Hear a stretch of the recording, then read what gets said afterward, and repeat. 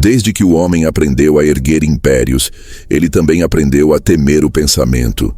E não qualquer pensamento, mas aquele que questiona, que desobedece, que se recusa a aceitar a ordem sem antes compreendê-la.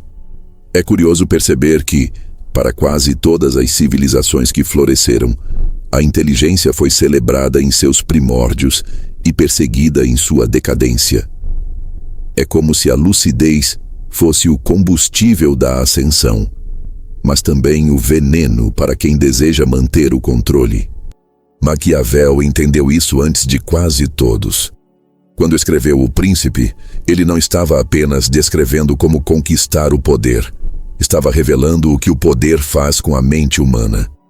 Maquiavel não ensinava tirania, ele a expunha. E ao fazer isso, mostrou o medo mais antigo de todos os governantes. O medo de uma população que pensa por si mesma. Porque um povo que pensa é um povo que questiona. E quem questiona, cedo ou tarde, descobre que a maioria das estruturas que o governam existe para mantê-lo obediente, não livre. A idiotização das massas, portanto, não é um acidente histórico, é uma estratégia. O poder, para se perpetuar, precisa domesticar a consciência coletiva, reduzir o pensamento crítico a ruído, transformar o ceticismo em rebeldia inútil. Civilizações que um dia foram movidas pela curiosidade e pela busca do saber, acabam se tornando sociedades que temem a complexidade. O que antes era virtude, passa a ser inconveniente. E é nesse ponto que começa o declínio, quando a inteligência deixa de ser uma força civilizatória e passa a ser uma ameaça à estabilidade. Imagine o Império Romano, em seu auge, repleto de filósofos, juristas e engenheiros que pensavam o impossível. Era a era da razão prática, da organização, da lógica. Mas, conforme o império cresceu, essa mesma racionalidade começou a incomodar. Pensadores como Sêneca foram empurrados ao silêncio, enquanto a retórica superficial e o espetáculo público tomavam o lugar da reflexão. Roma, que havia sido construída sobre o pensamento, começou a ser governada pelo medo de pensar demais. Maquiavel observou esse padrão se repetir nas cortes italianas do século XVI. Os governantes queriam parecer sábios, mas temiam cercar-se de mentes mais brilhantes que as suas. Queriam parecer virtuosos, mas temiam a verdade que a virtude exige. Assim, criavam uma ilusão de sabedoria, um simulacro de inteligência controlada, domesticada, obediente. A verdadeira sabedoria, aquela que questiona o fundamento do poder, era vista como perigosa. E perigosa ela realmente é, porque a lucidez não pede permissão para enxergar. Se olharmos para a história, veremos que todas as civilizações que tentaram controlar o pensamento acabaram vítimas da própria ignorância que criaram. O Egito, ao transformar o saber em privilégio sacerdotal, condenou-se à estagnação. Roma, ao transformar a política em espetáculo, desfez sua capacidade de reflexão cívica. A Igreja medieval, ao monopolizar o conhecimento, atrasou séculos de avanço humano. O padrão é sempre o mesmo. Primeiro o pensamento é venerado, depois é domesticado e, por fim, é punido. Mas por que isso acontece? Porque o poder teme tanto a inteligência. Porque pensar exige incerteza e o poder se alimenta da certeza. O pensamento verdadeiro não é confortável. Ele perturba, desconstrói, exige nuance. Já o poder precisa de simplificação, precisa de slogans, de dogmas, de inimigos claros e respostas fáceis. A massa não pode pensar demais, porque quem pensa demais começa a perceber que o império, seja qual for sua forma, política, econômica ou digital, é sustentado por narrativas, não por verdades. E é aqui que o padrão de idiotização começa a se manifestar. Não como uma catástrofe repentina, mas como um processo sutil, silencioso, que se infiltra na cultura, na educação e na linguagem. A linguagem, aliás, é o primeiro campo de batalha. Quando as palavras perdem o peso e o sentido, o pensamento se dissolve. As pessoas param de argumentar e começam a repetir. O vocabulário encolhe, a capacidade de abstração diminui e o debate é substituído por slogans. O império da razão dá lugar ao império da emoção manipulada. Maquiavel, se vivesse hoje, reconheceria esse cenário com facilidade. Ele veria em nossos algoritmos o mesmo princípio que ele descreveu nos príncipes de sua época: a manipulação da percepção. Só que agora, o poder não está mais concentrado em um trono. Ele está disperso nas redes, nas telas, nas narrativas fabricadas por quem entende que controlar a atenção é mais eficaz do que controlar a força. E há uma ironia trágica nisso tudo. Nunca tivemos tanto acesso à informação e nunca fomos tão intelectualmente frágeis. O excesso de dados não gera sabedoria, gera confusão. O ruído constante da informação cria a ilusão de conhecimento, mas destrói a capacidade de discernimento. O poder moderno não precisa censurar o que você lê. Basta te afogar em conteúdo irrelevante. Não precisa te proibir de pensar. Basta te distrair o tempo inteiro. A idiotização não acontece quando as pessoas deixam de saber. Ela acontece quando deixam de se importar em saber. Quando a busca pela verdade é substituída pela busca por conforto. Quando preferimos ter razão a compreender. É nesse ponto que a civilização começa a apodrecer de dentro para fora, enquanto ainda aparenta vitalidade. E o mais inquietante é que esse processo não é imposto à força. Ele é desejado. As pessoas querem ser distraídas, querem respostas simples, querem evitar o desconforto de pensar.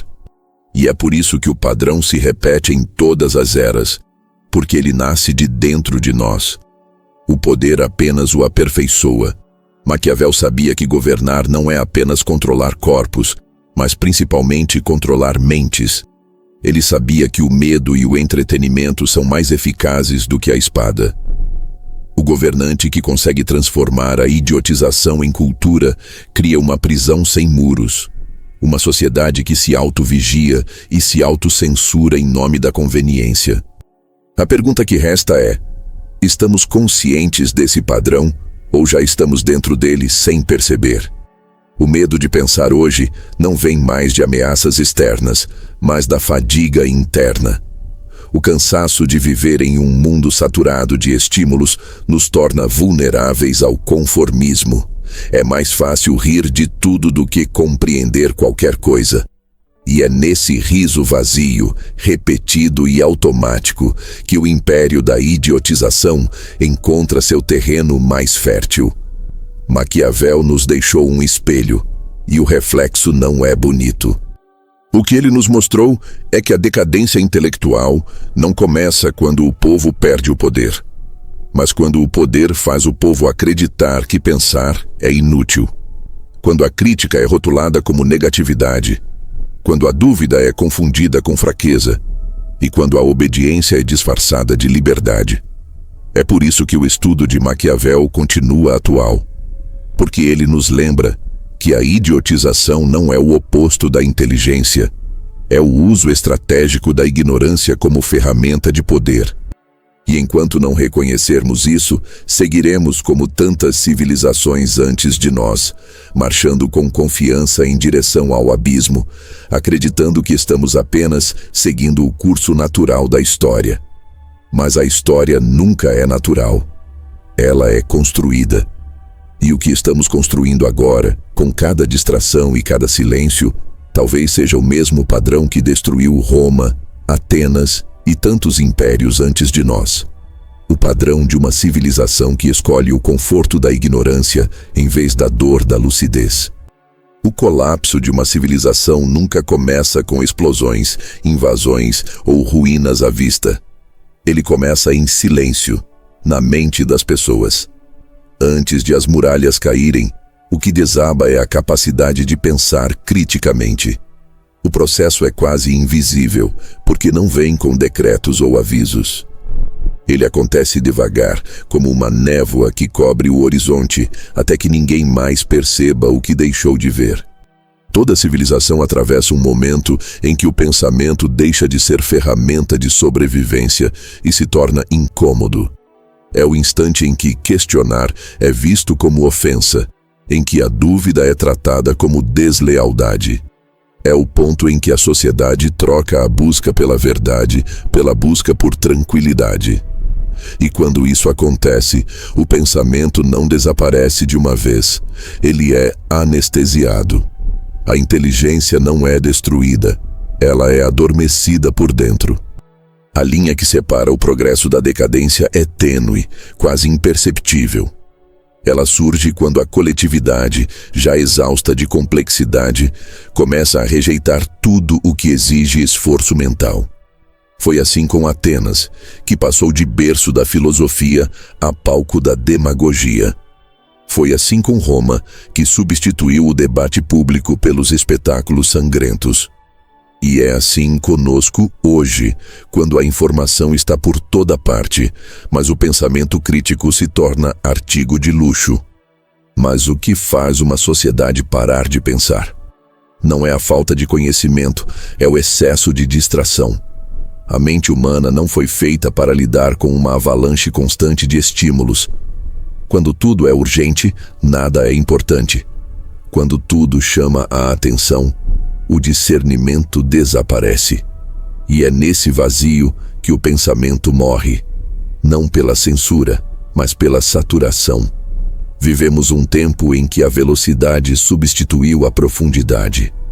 A reflexão, que antes exigia silêncio, agora compete com notificações, vídeos curtos e frases de efeito. O pensamento, que sempre foi um exercício de lentidão, virou um luxo incompatível com o ritmo moderno. A consequência é devastadora. Não paramos mais para compreender o mundo, apenas reagimos a ele. E esse é o primeiro sinal de decadência. Quando a civilização deixa de refletir e passa a apenas responder. Responde a estímulos, a crises, a emoções. O raciocínio cede lugar à reação. A cultura da resposta rápida substitui a cultura da pergunta difícil. E sem perguntas, não há avanço. Esse padrão é recorrente. A Grécia, em seu auge intelectual, começou a definhar quando a retórica, a arte de convencer, se tornou mais importante do que a filosofia, a arte de compreender. O discurso começou a valer mais que o conteúdo. O brilho da oratória ofuscou o peso da razão. E o que parecia evolução, a sofisticação da linguagem, era, na verdade, o início da sua corrupção. O mesmo acontece hoje. Falamos muito, mas dizemos pouco. Temos opiniões, mas não fundamentos. A idiotização começa quando o pensamento se torna espetáculo, quando discutir ideias vira um jogo de vaidades, quando a busca pela verdade é trocada pela busca por aprovação. E a linha entre pensar e parecer inteligente se apaga. Vivemos cercados de vozes que parecem sábias, mas repetem frases fabricadas. Pessoas que se sentem livres, mas pensam dentro de algoritmos. A civilização começa a parar de pensar quando o conforto se torna mais valioso que a coerência. É o momento em que preferimos estar certos em grupo do que sozinhos na dúvida. Quando o consenso é mais desejável que a verdade. Esse é o instante exato em que o pensamento deixa de ser coletivo e se torna ornamental. Uma aparência de profundidade que serve apenas para legitimar a ignorância. E o mais perigoso é que esse processo não é percebido. Ele é confortável. Ele dá a sensação de harmonia, de simplicidade, de pertencimento. É o que Maquiavel chamaria de a tranquilidade da obediência.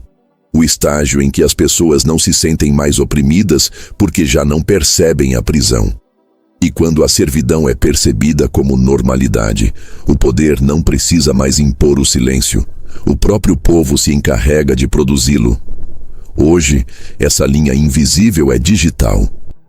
É o feed que decide o que você vê, o algoritmo que seleciona o que você acredita, o conforto de ouvir sempre as mesmas opiniões. A aparência de liberdade é perfeita. Você escolhe o que consome, mas não percebe que as escolhas já foram escolhidas por você. Pensar, neste contexto, se torna um ato de resistência. Mas a linha não é apenas tecnológica, ela é psicológica. A mente contemporânea vive em estado de fadiga constante. E o pensamento exige energia, exige foco, exige desconforto. O problema é que estamos exaustos demais para pensar, e quem está cansado aceita qualquer narrativa que ofereça descanso. A desinformação, nesse sentido, não se espalha porque é convincente, mas porque é confortável. Ela é um alívio diante da complexidade insuportável. E é nesse ponto que a idiotização se consolida. Quando o pensamento deixa de ser hábito e se torna exceção.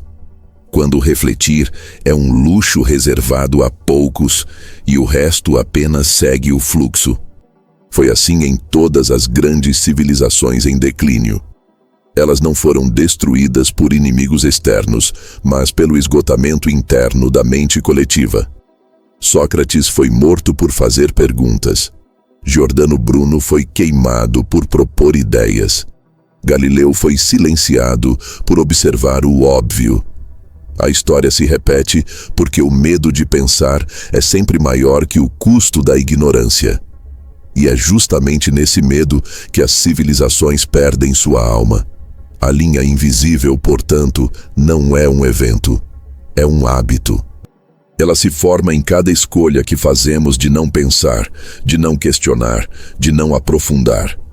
Ela aparece quando compartilhamos sem ler, quando acreditamos sem investigar, quando falamos sem compreender. É uma linha traçada dentro de nós e o seu espessamento é o que marca o início do fim. Mas toda linha, por mais sutil que seja, pode ser cruzada de volta. O que define se uma civilização renasce ou afunda é a capacidade de reconhecer que parou de pensar e decidir recomeçar. Só que recomeçar exige coragem, porque pensar dói. Pensar exige admitir que talvez estivéssemos errados, que talvez o conforto tenha nos anestesiado. E é muito mais fácil zombar da complexidade do que encará-la. O império da idiotização prospera porque as pessoas acreditam que pensar é perda de tempo. E quando a sabedoria é ridicularizada, o declínio já é irreversível. O que Maquiavel tentou nos ensinar, o que todos os filósofos tentaram nos alertar, é que o verdadeiro poder não é controlar os outros, é controlar a narrativa do pensamento. Quem decide o que é questionável, decide o que é real. E talvez estejamos agora vivendo esse exato ponto da linha.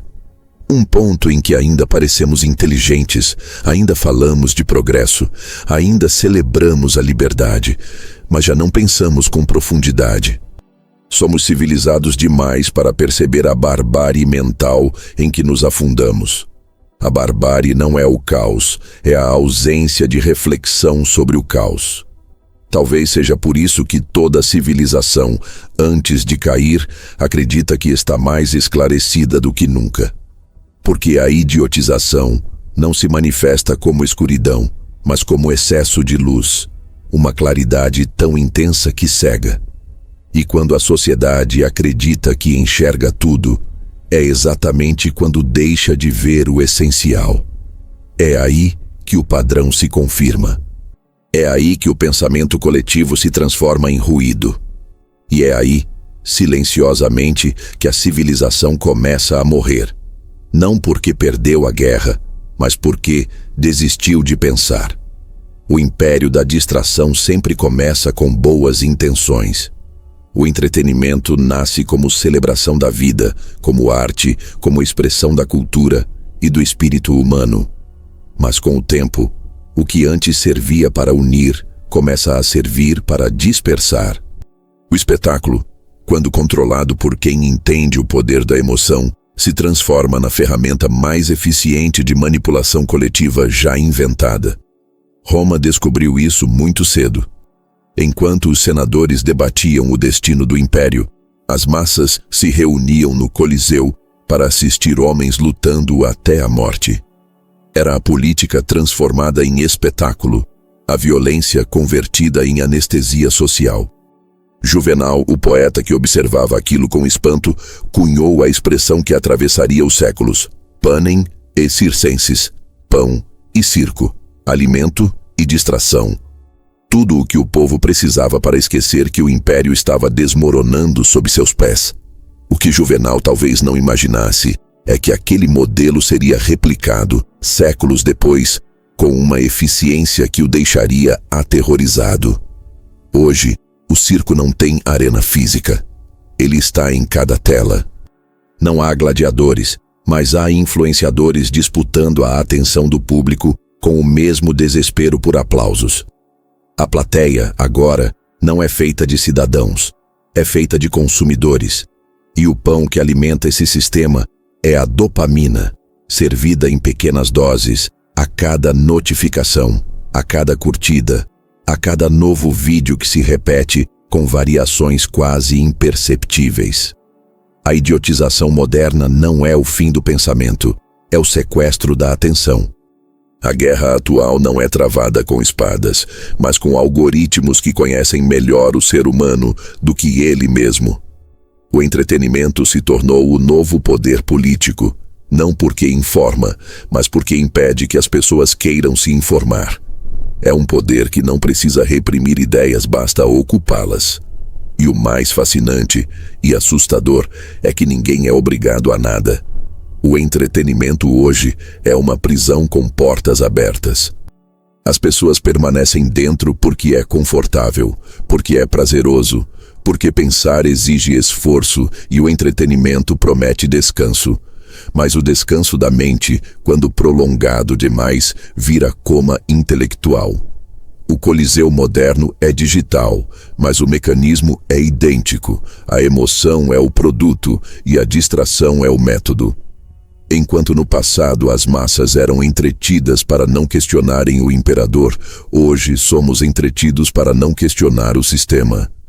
E o sistema, inteligentemente, se apresenta como liberdade. É o paraíso do consumo, da escolha, do você decide. Mas a escolha é sempre a mesma. Qual forma de distração você prefere hoje? Não é coincidência que as plataformas mais lucrativas do mundo sejam as que melhor entendem o cérebro humano. Elas não vendem conteúdo, vendem atenção. E cada minuto que você entrega é 1 minuto a menos que você dedica à reflexão. Cada rolagem infinita de tela é um pequeno passo para longe da lucidez. Não é preciso censurar o pensamento quando se consegue torná-lo irrelevante. Na Roma antiga, as multidões iam ao Coliseu para esquecer a fome e o medo. Hoje, vamos às redes para esquecer o tédio e a ansiedade. O mecanismo emocional é o mesmo: preencher o vazio com estímulos. A diferença é que agora, o espetáculo não é ocasional, é permanente. Vivemos dentro dele. O entretenimento não acontece mais no fim do dia. Ele define o dia. Ele estrutura o modo como percebemos a realidade.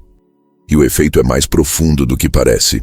O entretenimento contínuo não apenas distrai, ele reconfigura o cérebro. Acostumados à gratificação imediata, perdemos a tolerância à lentidão, à complexidade e à dúvida. O raciocínio lógico é substituído por respostas rápidas. A atenção, fragmentada em segundos, já não consegue sustentar um pensamento longo, e uma sociedade que não consegue sustentar um pensamento longo, não consegue sustentar sua própria história. As civilizações do passado precisavam de pão e sangue para manter o povo quieto. Nós só precisamos de Wi-Fi. O espetáculo agora é personalizado, feito sob medida para o seu perfil psicológico, suas inseguranças, suas crenças. O algoritmo é o novo oráculo. Ele prevê o que você vai desejar antes mesmo de você sentir o desejo. E assim, a idiotização não é imposta, é induzida. Ela não vem de cima para baixo, ela acontece de dentro para fora, um clique de cada vez. Há algo de perversamente elegante nisso, a servidão voluntária disfarçada de entretenimento. A mente acredita que está relaxando, mas está sendo condicionada. A emoção acredita que está sendo livre, mas está sendo guiada. A cada vídeo assistido, a cada meme compartilhado, o padrão se reforça. O padrão que já destruiu impérios, agora amplificado pela tecnologia. E o mais trágico é que, no início, ninguém percebe. Assim como os romanos riam nas arquibancadas enquanto o império ruía, nós também rimos diante das telas enquanto o tecido social se dissolve. As discussões públicas se transformam em shows de indignação, os debates em competições de gritos, as ideias em slogans. E o verdadeiro pensamento, aquele que exige silêncio e profundidade, é substituído pelo barulho ensaiado do entretenimento em massa. Mas o entretenimento em si não é o vilão. O problema não é se divertir, é se perder no divertimento. O perigo começa quando o entretenimento deixa de ser pausa e se torna propósito. Quando viver passa a ser apenas buscar o próximo estímulo. É aí que a idiotização se completa, quando a mente confunde prazer com significado e entretenimento com vida. Maquiavel entenderia perfeitamente esse cenário. Ele diria que o governante mais poderoso é aquele que mantém o povo satisfeito, distraído e confiante de que é livre. Ele não precisa governar pelo medo, governa pelo prazer. E esse tipo de domínio é quase impossível de romper, porque quem está preso a ele não sente as correntes. O Coliseu e o TikTok são apenas faces diferentes do mesmo instinto humano, o desejo de fugir de si mesmo. Só que enquanto o Coliseu tinha um fim, o espetáculo terminava, o público voltava à realidade. O entretenimento digital nunca acaba. Ele nos acompanha para o trabalho, para a cama, para o silêncio. Ele ocupa o espaço onde antes havia reflexão. E quando o silêncio interior é destruído, o pensamento morre. A idiotização não é um colapso de inteligência, é um colapso de atenção. E a atenção é a base da consciência. O império moderno da distração não precisa proibir a sabedoria, basta torná-la entediante. Basta fazer com que o conhecimento pareça lento, o estudo pareça antiquado, o raciocínio pareça inútil. Assim, o espetáculo vence sem luta, e o público satisfeito aplaude a própria alienação. A pergunta que fica é simples e terrível. Será que ainda conseguimos ficar sozinhos com o próprio pensamento? Ou será que o silêncio já se tornou insuportável demais? Se a resposta for sim, se o silêncio for insuportável, então talvez já tenhamos cruzado o ponto sem retorno, porque uma civilização que não suporta o silêncio não pode mais ouvir a si mesma. E quando uma sociedade deixa de se escutar, o espetáculo assume o comando. O pão e o circo continuam existindo, só mudaram de forma. O pão agora é digital, o circo é global e o imperador é invisível. Mas a função é a mesma, manter todos ocupados, felizes e inconscientes. Roma caiu rindo, e se não despertarmos, nós também cairemos dançando. Nenhum império cai de um dia para o outro. Antes de as colunas ruírem e os exércitos se dispersarem, há um colapso invisível que começa nas salas de aula, nas bibliotecas esquecidas, nos silêncios interrompidos da reflexão. É ali, no lugar onde uma civilização deveria formar mentes críticas, que começa o processo mais trágico de todos, a morte lenta da sabedoria. A sabedoria morre quando a educação perde o sentido. Quando aprender deixa de ser uma jornada de autoconhecimento e se transforma em uma corrida por certificados, aprovações e status. Quando estudar deixa de significar compreender o mundo e passa a significar apenas passar de fase. Foi assim com os romanos, quando o debate filosófico deu lugar à retórica vazia. Foi assim na Idade Média, quando o ensino se tornou dogma. E é assim hoje, quando o conhecimento é tratado como produto e o pensamento como obstáculo. Vivemos uma era em que a educação foi capturada pela lógica do mercado. A escola deixou de ser um templo da curiosidade e passou a ser uma linha de produção de mão de obra.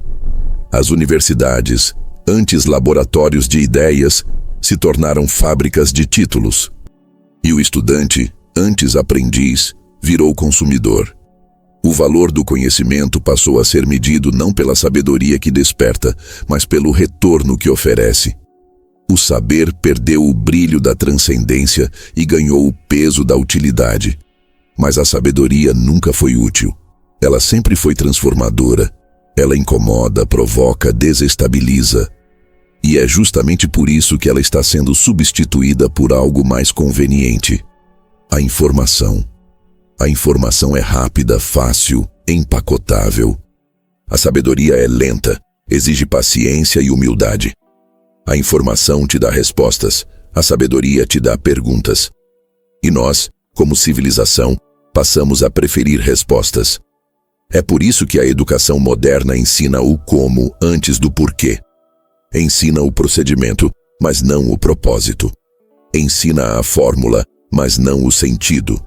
O aluno é treinado a repetir o que já existe, não a criar o que ainda não foi pensado.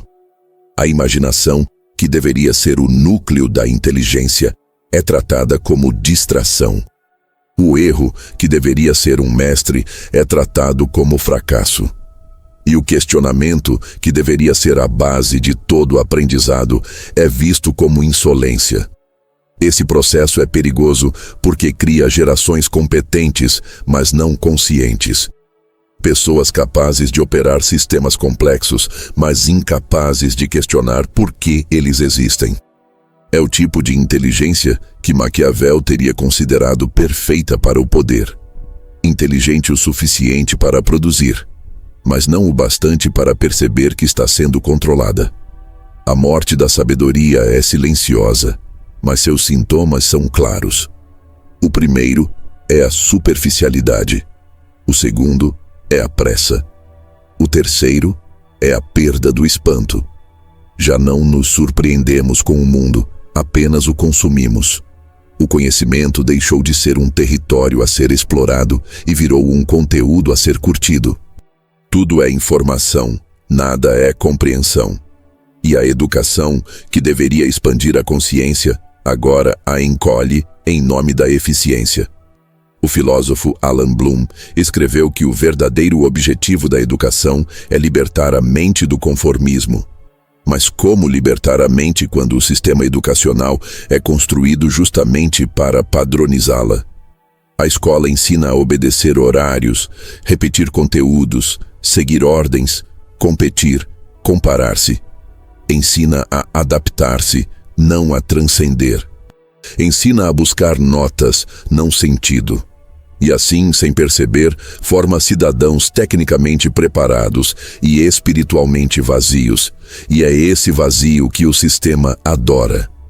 Porque uma mente vazia é uma mente fácil de preencher. O marketing, a política e o entretenimento não precisam de sábios, precisam de consumidores previsíveis. Por isso, a idiotização civilizacional começa no momento em que o aprendizado é substituído pela instrução. Quando o ato de pensar é trocado pelo ato de decorar. Quando o aluno deixa de ser explorador e se torna repetidor.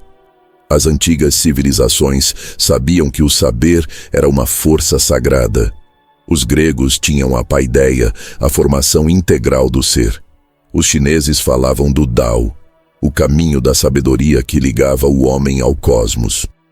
Os hindus viam o aprendizado como libertação espiritual. Hoje o aprendizado virou um requisito burocrático.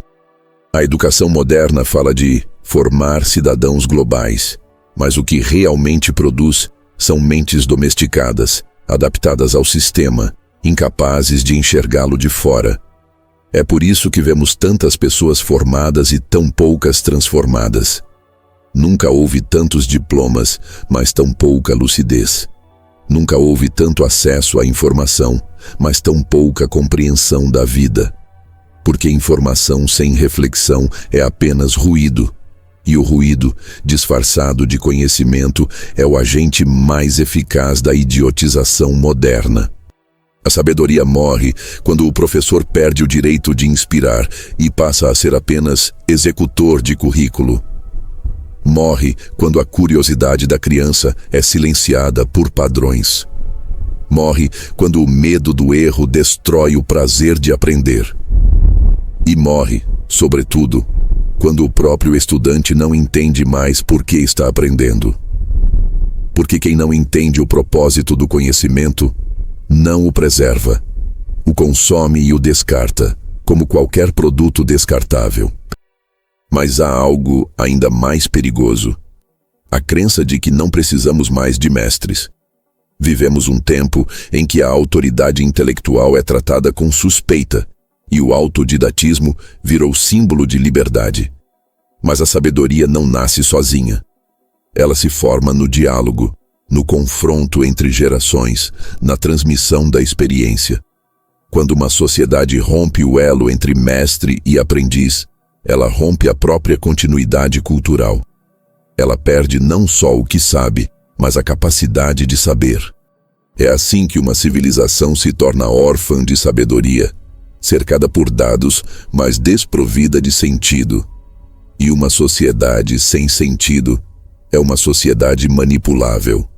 Porque quem não tem propósito se apega a qualquer narrativa que ofereça direção. É o terreno perfeito para o surgimento de salvadores, de populismos, de extremismos que prometem devolver o significado perdido. E o ciclo recomeça.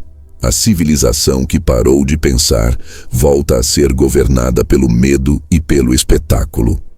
A educação, então, deixa de ser esperança e passa a ser sintoma. O que era caminho de libertação se torna parte da engrenagem da servidão. E o colapso intelectual é inevitável. O que Maquiavel via nas cortes renascentistas, nós vemos hoje nas universidades. Mentes brilhantes dobradas ao pragmatismo do poder. Mas ainda há uma saída, e ela começa onde tudo começou. Dentro das salas de aula, nos espaços onde alguém ainda se atreve a ensinar a pensar. Porque enquanto houver um professor disposto a provocar, um aluno disposto a duvidar e uma mente disposta a compreender o que está por trás do que é dito, a sabedoria ainda respira. Ela respira nas brechas do sistema, nas conversas sinceras, nas perguntas sem resposta. A idiotização é forte, mas não é definitiva. Ela vence quando esquecemos que pensar é um ato de coragem. E a educação, quando retoma essa coragem, é capaz de reacender o fogo que todas as grandes civilizações perderam antes de cair. O desejo de compreender. Talvez a verdadeira revolução não esteja nas ruas, mas nas mentes que ainda ousam se perguntar por quê. Porque enquanto existir alguém fazendo essa pergunta, a sabedoria, mesmo ferida, nunca estará completamente morta. Toda civilização que chega ao auge de seu poder acaba cometendo o mesmo erro: confundir conforto com progresso. É o momento em que o bem-estar se transforma em anestesia, em que a segurança se torna desculpa para a estagnação. Quando isso acontece, o futuro deixa de ser uma construção coletiva e passa a ser um espelho que só reflete o agora. É o nascimento do narcisismo civilizacional, a incapacidade de enxergar além do próprio prazer imediato. O narcisismo não é apenas uma característica individual, ele é um estado cultural.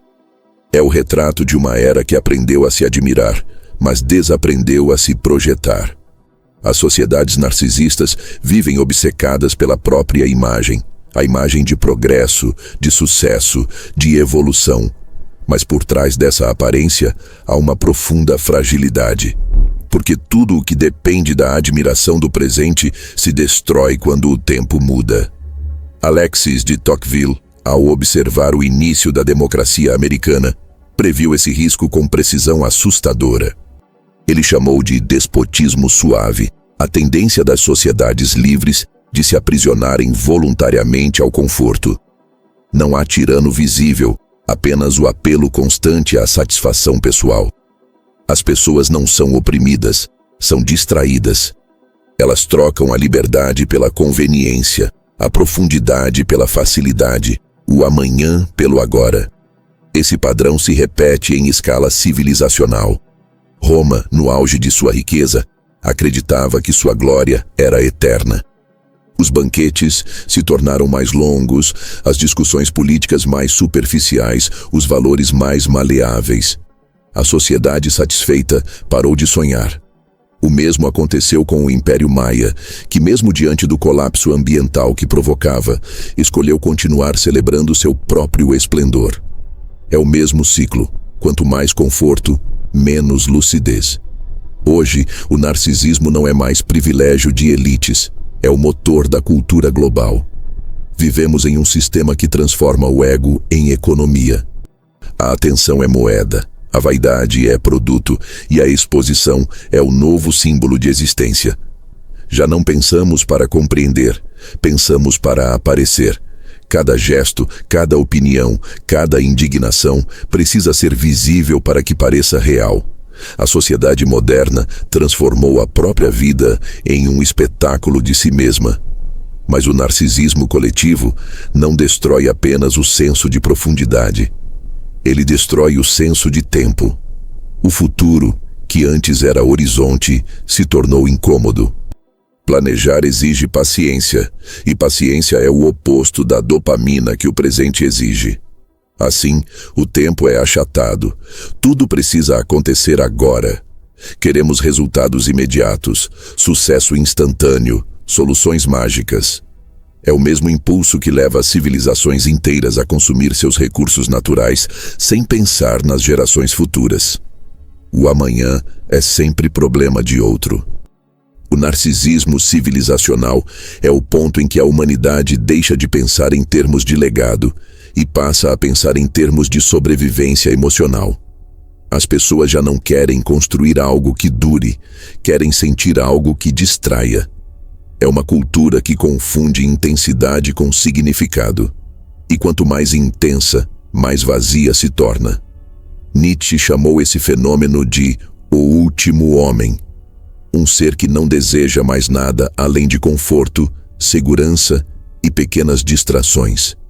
Ele não acredita em grandes ideias, nem em grandes sacrifícios. Vive cercado por prazeres pequenos e certezas frágeis. E quando alguém o desafia, ele ri. O riso automático de quem já desistiu de compreender. Nietzsche escreveu isso como advertência, mas nós transformamos em profecia.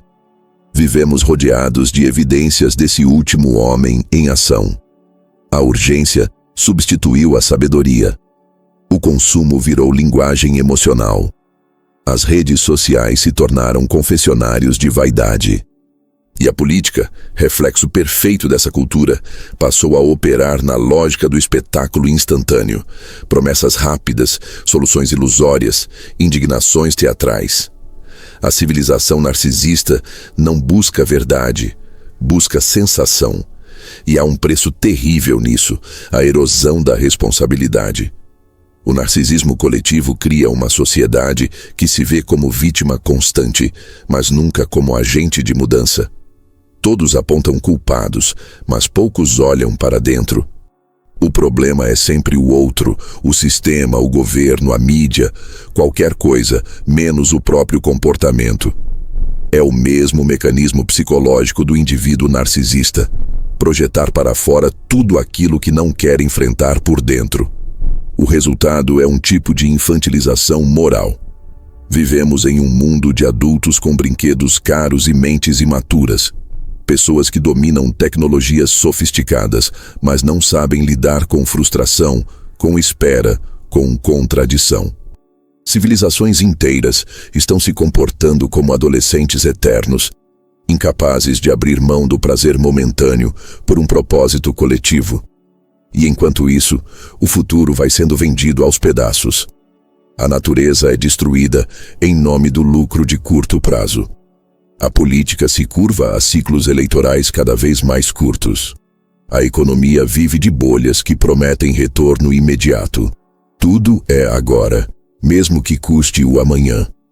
O narcisismo civilizacional é, antes de tudo, uma forma de suicídio lento.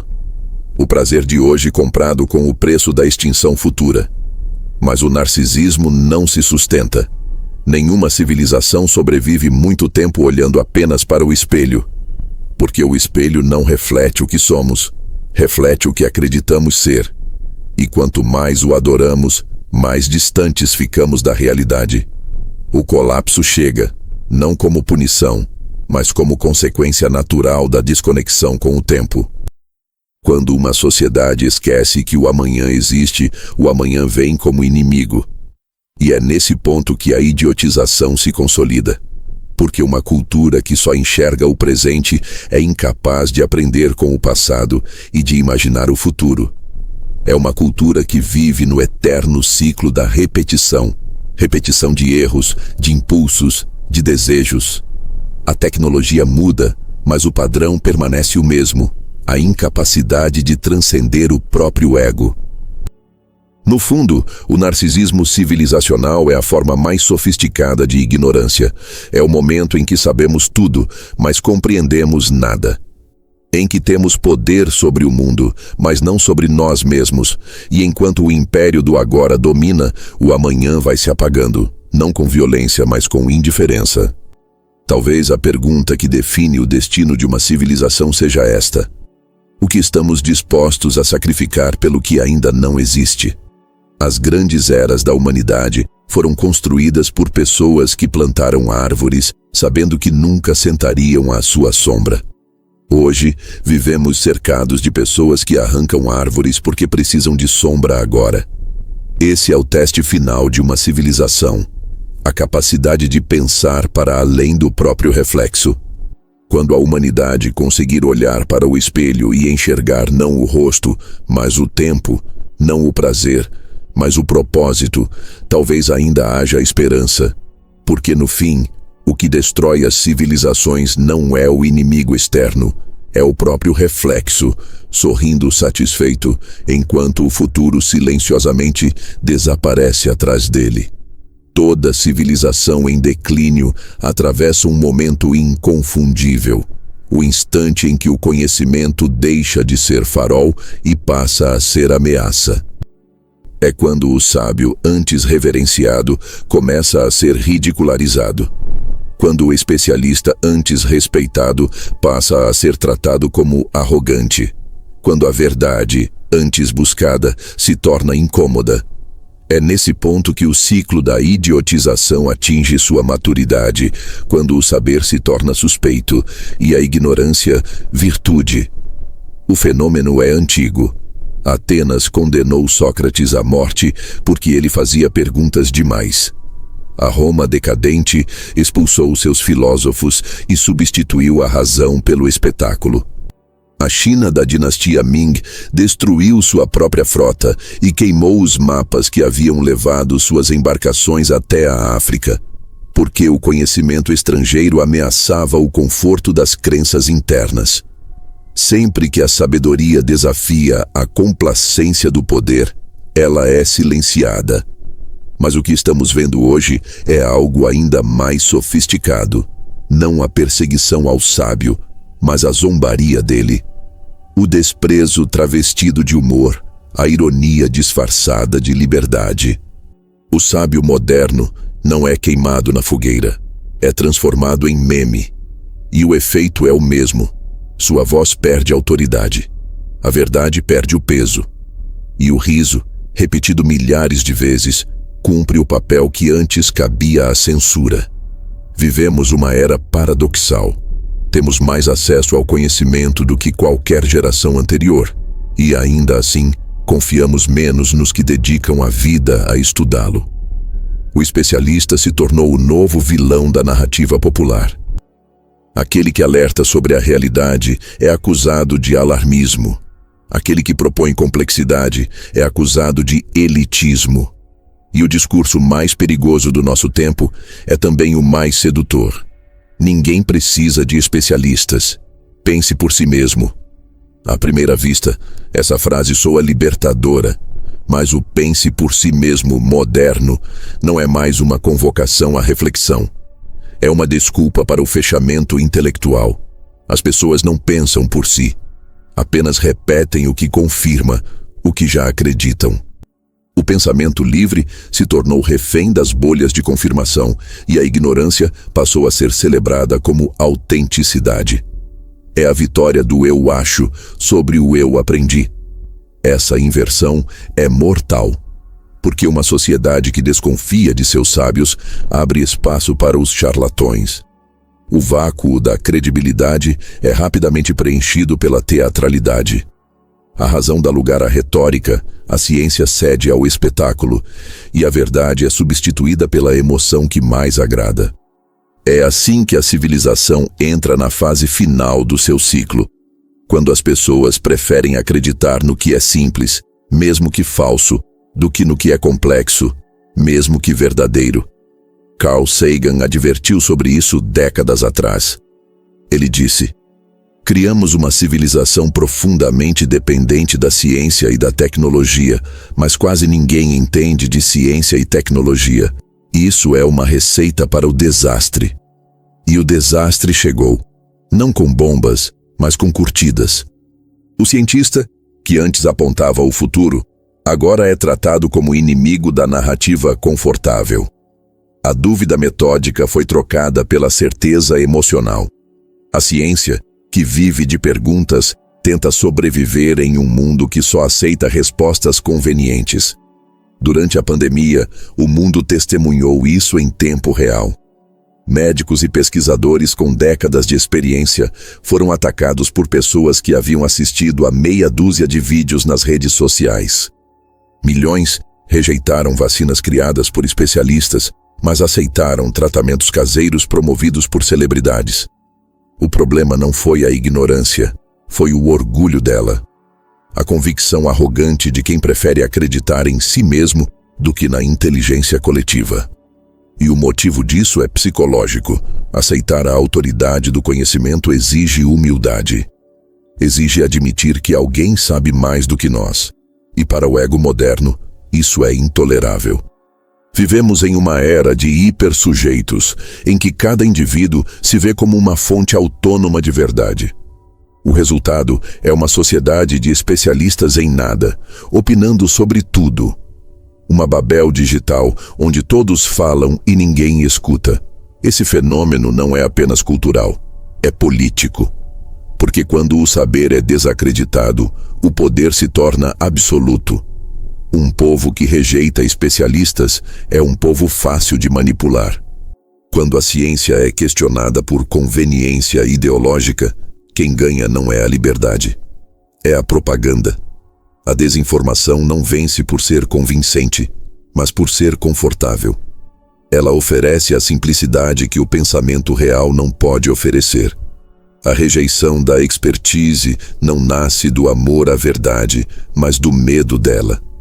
Saber implica responsabilidade, e a responsabilidade é pesada. É mais fácil zombar do conhecimento do que agir de acordo com ele. É por isso que a sociedade prefere rir do cientista que alerta sobre o colapso climático a mudar seus hábitos de consumo.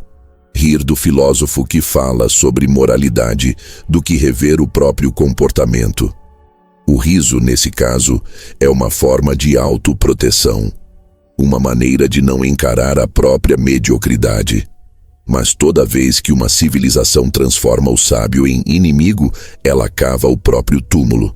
Porque o conhecimento é o único antídoto contra o caos. Quando a ignorância é institucionalizada, o colapso não é uma questão de se, mas de quando. Roma ignorou seus engenheiros quando as estruturas começaram a ruir. Os maias ignoraram seus astrônomos quando os céus começaram a mudar. E nós ignoramos nossos cientistas enquanto o planeta muda diante dos nossos olhos.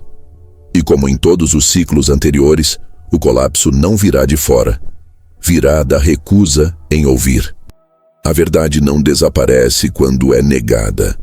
Ela apenas espera o momento certo para cobrar o preço da negação. E esse preço, historicamente, é sempre alto. Maquiavel teria entendido perfeitamente esse cenário. Ele sabia que o poder prefere a ignorância, não porque ela é mais fácil de controlar, mas porque ela é previsível. O povo ignorante não muda de ideia. Ele não questiona, não revisa, não pondera. Ele reage, e quem controla a reação, controla o destino. Por isso, o sábio é perigoso, porque o sábio introduz a dúvida, e a dúvida é o vírus mais letal para qualquer tirania. Mas há algo ainda mais trágico. Hoje, a rejeição da expertise não vem apenas de cima para baixo, ela vem também de dentro da população. É o povo que desconfia dos seus próprios mestres, que ridiculariza quem estuda, que chama a reflexão de frescura intelectual. E assim, o poder não precisa censurar ninguém. Ele apenas observa, enquanto a ignorância cumpre seu papel espontaneamente. Chegamos ao ponto em que a verdade precisa competir com o entretenimento. E ela perde, porque pensar é cansativo e rir é fácil. O sábio fala, mas o público prefere quem grita. O conhecimento explica, mas o algoritmo privilegia quem simplifica. E nesse ambiente, o sábio é derrotado não pela força, mas pelo esquecimento. Mas há um detalhe que o poder sempre esquece. O pensamento pode ser abafado, mas não extinto. Mesmo nas eras mais escuras, sempre há mentes que continuam pensando. Foram elas que mantiveram viva a chama durante a Idade das Trevas. Foram elas que, contra todas as probabilidades, reacenderam o Renascimento. O saber não precisa de multidões para sobreviver. Basta um punhado de consciências que se recuse a rir junto com o resto. A rejeição da expertise é o último estágio da idiotização, porque é o momento em que a civilização corta o elo com sua própria memória. Sem sábios, não há herança intelectual. Sem herança, não há aprendizado. E sem aprendizado, não há futuro. O que resta é apenas o agora. O mesmo agora narcisista e barulhento que consome tudo ao seu redor. Mas, se a idiotização é um ciclo, ela também pode ser quebrada. E o primeiro passo é resgatar o respeito pelo conhecimento. Não o respeito cego, mas o respeito consciente. Aquele que reconhece o valor de quem dedica a vida a compreender o que os outros ignoram. A civilização só renasce quando volta a escutar os seus sábios, não como autoridades, mas como espelhos. Porque, no fim, o sábio nunca foi inimigo do povo. Foi apenas o portador daquilo que o povo mais teme, a verdade sobre si mesmo. Toda civilização que se perde na escuridão acredita que o fim é definitivo. Mas a história mostra que o colapso nunca é o fim. É apenas o intervalo entre uma era de ignorância e o renascimento de uma nova consciência. O declínio é o sono do pensamento. E como todo sono, ele termina quando alguém desperta. O desafio é sempre o mesmo: quem será o primeiro a acordar? Não há império, por mais poderoso que tenha sido, que não tenha conhecido o abismo da idiotização. Roma teve seus séculos de ouro e terminou sob a sombra da apatia. A Grécia, que inventou a filosofia, morreu sufocada pela retórica. A China, que navegou os oceanos antes da Europa, recolheu-se para dentro de si. O padrão é tão recorrente que parece inevitável, mas não é. Porque em todos os casos, após o colapso, algo renasceu. Um novo ciclo começou, e com ele, uma nova forma de pensar. O renascimento não vem das massas. Ele começa em minoria. Sempre há um punhado de mentes que se recusa a aceitar o colapso como destino. Pessoas que mantêm o fogo aceso enquanto o resto do mundo dorme. Foi assim na Europa medieval, quando monges escondidos em mosteiros copiaram à mão os livros que o fanatismo queria destruir. Foi assim na Renascença, quando artistas e pensadores desafiaram a Igreja e reconstruíram a ponte entre razão e beleza. Foi assim em cada revolução intelectual que a humanidade viveu. Sempre há um grupo, pequeno, persistente, incômodo, que decide pensar quando o mundo prefere esquecer. Maquiavel, com seu olhar agudo sobre o poder, entenderia isso perfeitamente. Ele sabia que a sabedoria não nasce da obediência, mas do conflito entre o que é e o que deveria ser. Ele via a política como um espelho da natureza humana, fraca, contraditória, ambiciosa, mas também capaz de lucidez. E é essa lucidez, mesmo em doses pequenas, que reacende o espírito das civilizações. A saída do labirinto começa com um gesto simples: o de duvidar. Quando uma sociedade volta a duvidar de si mesma, ela desperta. Quando as pessoas começam a perguntar por quê, novamente, o poder treme. E quando o pensamento crítico retorna, mesmo que timidamente, o ciclo começa a se inverter.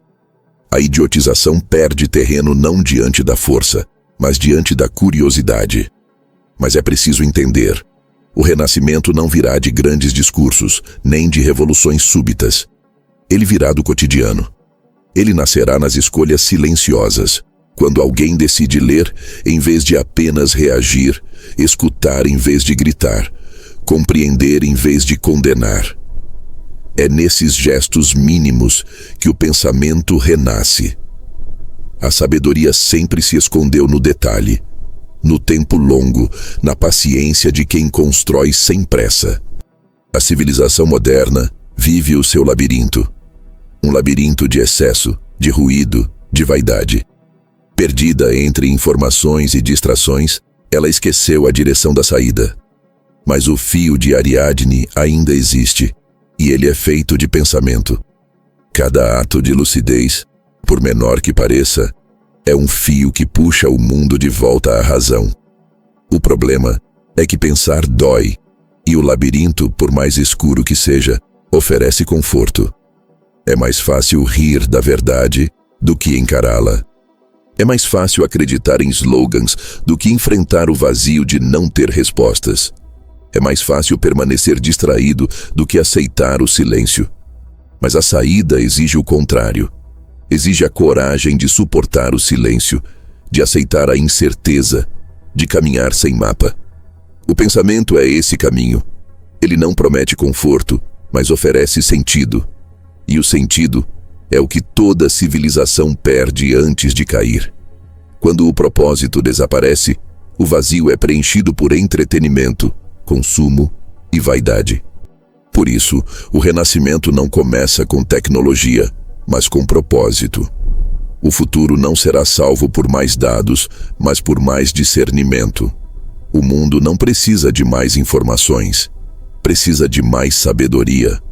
A boa notícia é que o pensamento é contagioso. Uma mente desperta outra. Uma conversa verdadeira pode mudar uma vida.